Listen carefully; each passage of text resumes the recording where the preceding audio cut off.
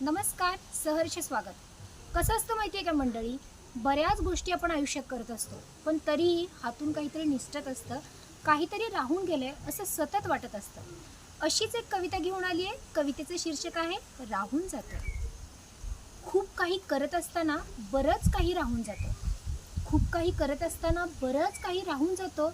तुझं माझं करत राहतो आणि आपलं म्हणायचं राहून जातं. बेधुंद बरसणाऱ्या पावसात चिंब भिजणं राहून जातं. बेधुंद बरसणाऱ्या पावसात चिंब भिजणं राहून जातं. जुन्या आठवणींना नव्याने उजाळा देणं राहून जातं. संयम बाळगत प्रत्येकाचं बोलणं आपण ऐकून घेतो.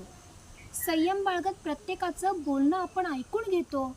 मनाचं आभाळ भरून येतं, पण पण रितं व्हायचं राहून जातं. राहून जातात खूपशा आठवणी द्यायच्या आणि घ्यायच्याही. राहून जातात खूपशा आठवणी द्यायच्या आणि घ्यायच्याही. राहून जातात खूप अशा गोष्टी सांगायच्या आणि ऐकायच्याही. समाजाच्या रीतिरिवाजात मन खूपदा बांधील होतं. समाजाच्या रीतिरिवाजात मन खूपदा बांधील होतं. नेमकं ज्या विषयावर लिहायचं नेमकं तेच राहून जातं. नेमकं ज्या विषयावर लिहायचं तेच राहून जातं. राहून जातात खूपदा दुरावत चाललेली नाती सांभाळणं.